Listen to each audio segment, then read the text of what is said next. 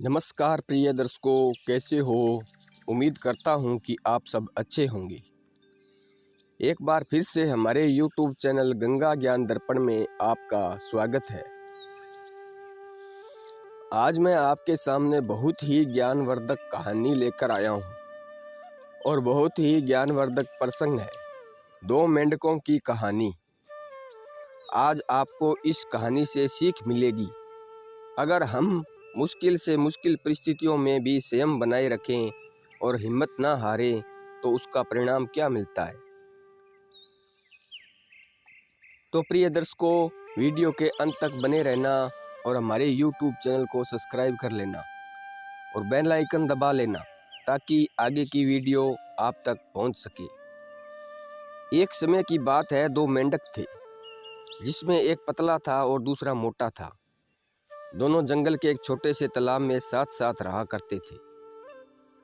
वे दोनों बचपन से ही बड़े अच्छे मित्र थे और दोनों रोज खेलते उछलते रहते थे, खूब मस्ती किया करते थे।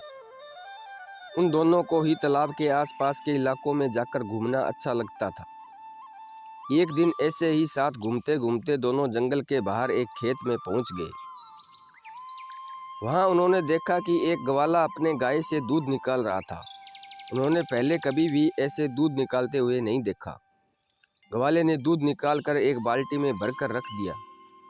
वे दोनों मेंढक बहुत आश्चर्य में थे क्योंकि उन्होंने आज से पहले ऐसा कभी भी नहीं देखा था। उन्होंने तो जंगल में केवल तालाब का गंदा पानी ही देखा था। कुछ देर सोचने के बाद उन दोनों ने निर्णय लिया कि इस सफ़ेद पानी में तैरने का मज़ा ही कुछ और होगा। तो चलो इस सफ़ेद पानी में भी तैर कर देखते हैं। यह सोचकर उन दोनों ने एक साथ बाल्टी में छलांग लगा दी। बाल्टी के अंदर पहुंचते ही दोनों बड़ा अच्छा महसूस करते हैं। फिर दोनों ने मन भर बाल्टी में दूध के अंदर खूब मस्ती की। बड़ी देर तक उछल कूद करने के बाद जब मन भर गया तो मोटा वाला मेंढक बोला, चलो अब घर चलें, शाम हो गई। पतला मेंढक बोला, हाँ तुम सही कह रहे हो, हमें अब चलना चाहिए। अब दोनों मेंढक उस दूध वाली बाल्टी से बाहर निकलने के लिए जैसे ही छलांग लगाते हैं, तभी दूध की चिकनाई की वजह से वह फिर से फिसल कर बाल्टी के अंदर चले जाते हैं। उन्होंने फिर दोबारा छलांग मारकर बाल्टी से बाहर निकलने का प्रयास किया, पर इस बार भी वह दोनों मेंढक असफल रहे। इस तरह वो जब भी बाल्टी से बाहर जाने की कोशिश करते, हर बार फिसल कर नीचे की तरफ आ जाते और फिर वापस बाल्टी में नीचे हो जाते। इस पर मोटा मेंढक बोला, अरे मित्र, ये क्या हो रहा है। हम जब भी छलांग मारकर बाल्टी के ऊपर चढ़ने का प्रयास कर रहे हैं, चिकनाई की वजह से बार बार फिसल कर नीचे गिर जा रहे हैं। यह तो और भी ज़्यादा मुसीबत हो गई। इस तरह तो हम कभी बाहर निकल ही नहीं पाएंगे और ज़्यादा देर ऐसा ही रहा तो हम जीवित भी नहीं बचेंगे। मित्र, जल्दी से कोई उपाय निकालो यहाँ से बाहर निकलने का। पतला मेंढक बोला, हाँ तुम सही कह रहे हो, लेकिन सिर्फ प्रयास करने के अलावा तो हमारे पास और कोई उपाय भी नहीं है। और हम उपाय क्या कर सकते हैं। बाल्टी बहुत बड़ी होती है। तमाम प्रयास के बाद वे दोनों काफ़ी थक भी चुके होते हैं। कुछ देर आराम करने के बाद दोनों बाल्टी के किनारे छलांग लगाकर बाहर निकलने की कोशिश करने लगते हैं। वे काफ़ी ऊपर तक गए, लेकिन अंत तक फिसलन की वजह से अधिक समय तक टिक नहीं पाए और फिर तुरंत फिसल कर नीचे की तरफ आ गए। तमाम कोशिशों के बाद अब मोटा मेंढक हिम्मत हार कर बैठ जाता है। वह बोलता है, बस मित्र, अब मुझसे नहीं हो पाएगा। अब हम यहाँ से बाहर नहीं निकल पाएंगे। मैं बहुत थक चुका हूँ। पतला मेंढक बोलता है, नहीं मित्र, ऐसा मत कहो।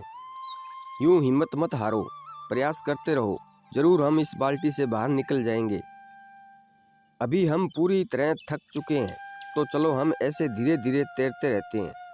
बाद में कोई ना कोई तो आएगा ही जो हमें इस बाल्टी से बाहर निकालेगा। इस तरह दोनों मेंढक काफ़ी देर तक तैरते रहे। कुछ घंटे बीतने के बाद जब भी कोई नहीं आया तो मोटा मेंढक पूरी तरह उम्मीद खो बैठता है और थक कर बैठ जाता है। दोनों मेंढक काफ़ी थक गए होते हैं। मोटा मेंढक बोला, भाई मैं और तैर नहीं पाऊँगा। कई घंटे से तैरते तैरते मैं थक चुका हूँ। अब मेरे में इतनी हिम्मत नहीं है कि मैं तैर सकता हूँ। इस पर पतला मेंढक बोला, भाई देख, अगर तू तैरना बंद कर देगा तो डूब जाएगा और कुछ देर में सांस रुक जाएगी और तू मर जाएगा। हम लोग को मरना नहीं है भाई, तुम तैरते रहो, इसके अलावा दूसरा कोई रास्ता नहीं है। सब्र और उम्मीद बनाए रखो, जरूर कोई हल निकल जाएगा। मोटा मेंढक थोड़ी देर तैरता है, फिर कहता है, भाई हम दोनों साथ रहे हैं, आपस में बहुत मस्ती किए हैं, लेकिन मुझे लगता है आज यह सब खत्म होने वाला है, क्योंकि अब मैं हार चुका हूँ। आज यह हो सकता है कि मेरी जिंदगी का आखिरी दिन हो। अब मैं और मेहनत नहीं कर सकता, मैं और तैर नहीं सकता, आज शायद मैं डूब कर मर जाऊंगा। इस तरह मोटा मेंढक नकारात्मक विचारों से भर जाता है और पूरी तरह से हिम्मत खो कर जीने की उम्मीद भी छोड़ देता है। उस पतले मेंढक के आंखों के सामने ही उसका वह बचपन का दोस्त वहीं पर डूब कर मर जाता है। यह सब देखकर पतला मेंढक बहुत दुखी होता है, लेकिन यह सब देखने के बाद वह हिम्मत नहीं हारता, बल्कि और भी प्रेरित होकर वह पतला वाला मेंढक बाल्टी से बाहर निकलने के लिए पूरे जोश के साथ तेजी से तैरने लगता है, क्योंकि वह जानता है कि मैंने भी हार मान ली तो मैं भी अपने मित्र की तरह डूब कर यहीं मर जाऊंगा और अपने घर कभी नहीं जा पाऊंगा। उसके आंखों से आंसू निकल रहे थे, लेकिन वो और तेज तैरता रहा। जैसा कि हम सब जानते हैं, थोड़ी देर तक लगातार अगर दूध को चलाया जाए तो उसमें से मक्खन बाहर आने लगता है, वो गाढ़ा हो जाता है और जमने लगता है।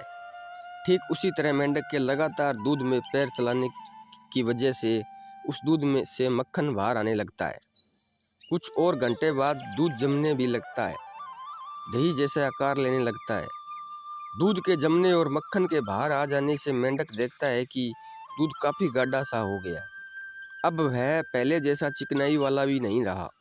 तो मेंढक उस मक्खन के ऊपर बैठकर पूरे जोरों से छलांग लगाता है और उसी की एक छलांग में बाल्टी से बाहर आ जाता है। यह देख वह छोटा मेंढक बहुत खुश हुआ, लेकिन वह दुख भी हुआ, क्योंकि उसका बचपन का दोस्त उसी बाल्टी में उसी के सामने डूब कर मर गया, क्योंकि उसने हार मान ली।